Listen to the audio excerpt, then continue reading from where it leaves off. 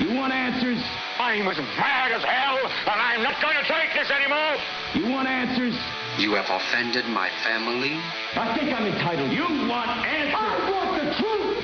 And you have offended the Shaolin Temple. You can't handle the truth. Surely you can't be serious. I am serious. And don't call me Shirley. Hoorah! Radical rant. We begin our rant today with a quote from that great American philosopher Trace Adkins, who said, "All hat, no cattle. That boy just ain't real. All boots and no saddle. Don't know how to make a cowgirl feel.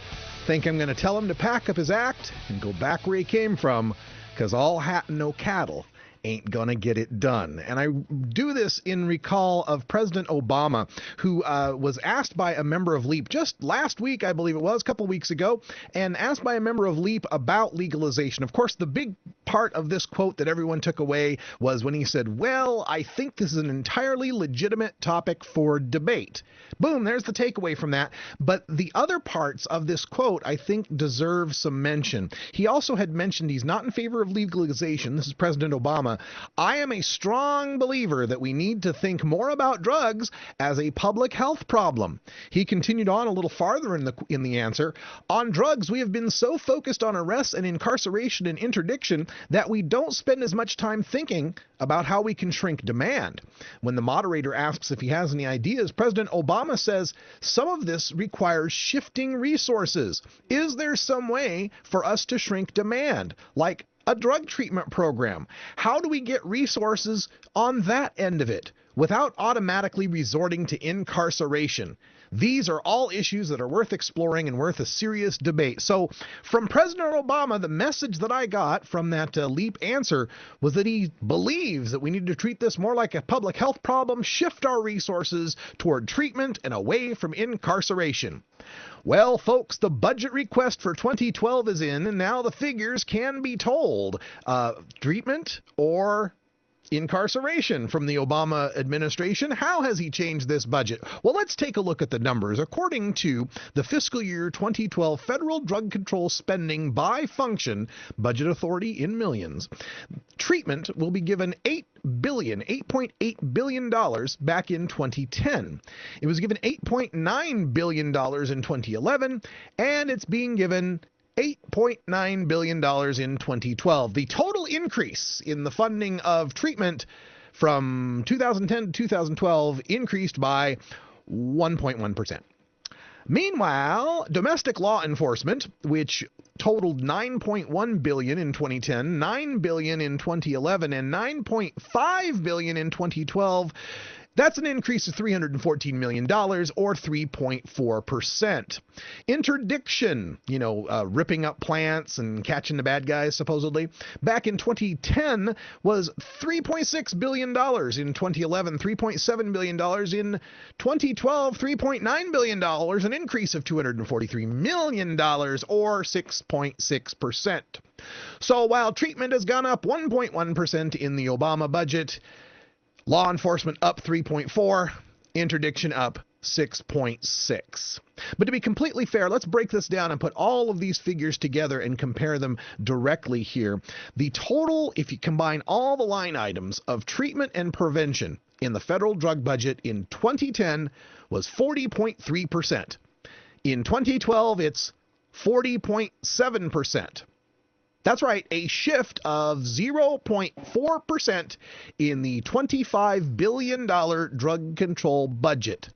0.4% shift. So I guess, technically speaking, Mr. Obama has shifted the federal drug control budget just a little bit toward treatment and away from incarceration by 0.4%. Now, at this rate, I did the calculation, at this rate it'll be until 2036 before they're equal, before treatment and incarceration are equal in this federal drug control budget. So, Mr. Obama, I'm going back to Trace Adkins here and saying that your pronouncements here are all hat, no cattle. You talk a good game, sir, about making this public health and treating it like a public health issue. issue and not focusing so much on arrest and interdiction, but money talks and BS walks, my man. And what we're seeing here from this budget is just more of the same. The same budget we brought out in 2010 that had this 3-to-2 ratio of incarceration versus treatment. Back in 2008, same ratio, 3-to-2 of that $25 billion drug war budget. And it's not just you, Mr. Obama. I shouldn't be picking on you so much. We've seen the same thing from your predecessor, George W. Bush. We saw the same thing from his predecessor, Bill Clinton. A continuance of federal drug control strategy going back 4 decades now that favors incarceration over treatment. We see this in the amounts of arrests that we have in this country. We just did the story earlier this week on New York City for the 6th year in a row, setting a record in number of people arrested for marijuana violations. Over 50,000 people. In fact, the number one thing you're most likely to get arrested for in New York City is a marijuana violation. It tops all other arrests in New York City.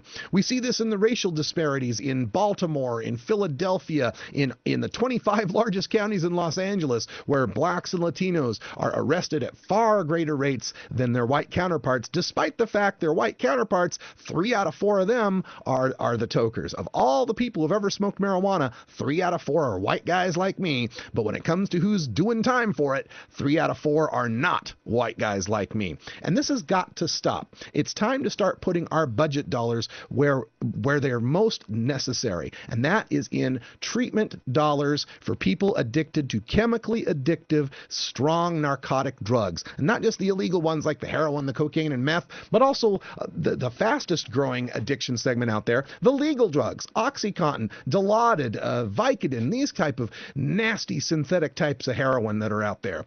But every time somebody needs a bed at a resource center, they've got to compete with the marijuana rehabbers who are there, who are sentenced there by a drug court. This is something Mr. Obama said in his answer to the LEAP question as well. He said, quote, "Well, if you're trying to kick a habit and somebody says come back in 6 months, that's pretty discouraging." Yeah, and they're having to tell you to come back in 6 months because the beds are filled up with non-violent, non-addicted marijuana smokers who just happen to get caught. And in our society today, getting caught with marijuana by itself per se is the definition of a drug problem. My gosh, you were caught with marijuana. You have a drug problem. We've got to put you in rehab. Well, the fact is that there are plenty of people using marijuana out there, myself included, 2.5 million adults over the age of 18 in this country who are using marijuana every day. Every damn day, 2.5 million of us are smoking marijuana. You cannot convince me there are 2.5 million criminals, daily criminals in this country. We're talking 14, 15 million people that will use it monthly, 25 million people that will use it annually in this country. And again, all adults above the age of 18, all ready to vote, all able to smoke tobacco until their lungs rot, legally able to sign up to go to Iraq or Afghanistan and pack a rifle for Uncle Sam, and yet we don't trust him with a joint. The World Health Organization just came out and said there's 162 million cannabis consumers on the planet. There cannot really be 162 million people that we consider criminals just for using a plant. Really? Is that what we've come down to? And the most disturbing part of this to me is I know, Mr. Obama, deep in your heart, you don't really believe this stuff. You don't believe this drug war stuff. You said it not 4 or 5 years ago that the war on drugs is an utter failure and we need to rethink and decriminalize our marijuana laws. What happened to that guy? What happened to the guy who knew the common sense here, who had been there, who had been the young man who had smoked and sold marijuana, who had used and sold cocaine, who knew that the problem with the drug laws are the drug laws' prohibition of these activities, not necessarily the activities themselves. The prohibition causes much greater harms. Where is that guy? And why isn't that guy helping to shape a budget that he knows would be more effective by truly shifting away from arrest and interdiction and moving back to treatment and prevention? So many political things involved here, too. We're talking about burn grants, these grants that go to state and local law enforcement agencies that come out of this drug war budget. Part of that interdiction part of that budget are these grants that go out to these state and local agencies. The more people they arrest on drug charges, the bigger grants they get. And just like any bureaucracy, they're always fighting to increase their budget.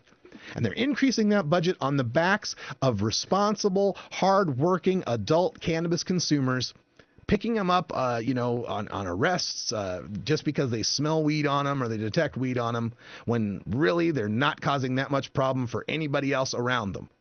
Just behaving themselves just like most average alcohol drinkers would. And yet we're using them as grist in the mill here and continuing this ridiculous budget, this federal budget tilted toward incarceration. It's the drug war industrial complex. It's the Drug Employment Agency. It's all about keeping those dollars flowing to law enforcement so those cops will have plenty to do. Meanwhile, the clearance rate on murders is somewhere around 61% in most American cities, if you're lucky. That is, only 6 out of 10 murders actually get solved or anybody's ever arrested for them. You know, I did a story on Pinal County, Arizona, where the sheriff down there is talking about, we don't really go out of our way to arrest marijuana consumers. And meanwhile, I looked up his statistics, and there was 595 arrests in that one Arizona county just for marijuana last year. Meanwhile, there was less than 200 arrests for, domestic assaults or DWIs or anything that we would truly consider crimes. When I worked out the math on it, even if each arrest in Pinal County, Arizona cost 1 hour of officers' time, that works out to 14.825 weeks worth of officer time spent on marijuana arrests, from the booking, the fingerprinting. It's a racket, folks. Just like all wars are a racket, it's all about the money.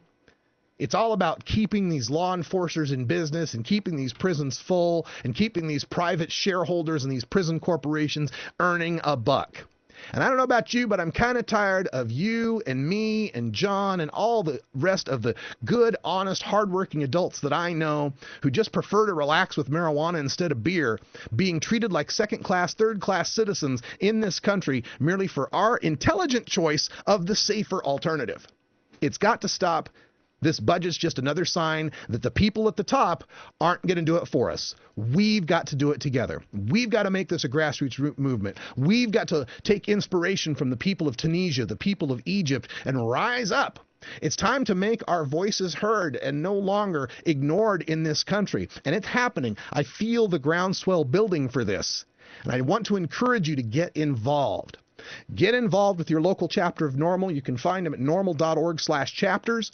If you don't have a local chapter, send me an email, stash@normal.org. I'll help you form a chapter. If NORML's not your thing, maybe you're a medical guy, you want to do just medical marijuana, join Americans for Safe Access. If you're a former law enforcer, join LEAP. If you're more of a policy wonk, go to MPP. I don't care what initials are behind your name, as long as we're all on the same side of this battle, fighting for more freedom, more liberty for our people, cognitive liberty, the right to the pursuit of happiness that was guaranteed to us in our Declaration of Independence and given to us by our Creator, an inalienable right that has been alienated by our own federal government. It's time to end it. Join with us. I'm Radical Russ. Thanks for listening. Normal show live here for Ganja John and Cannabis Carrie. We'll be back with Hour 2, Toker Talk Radio. Stay tuned for it. For those of you on the podcast, thanks for the download. We'll talk to you tomorrow. And until next time, take care of each other, Tokers.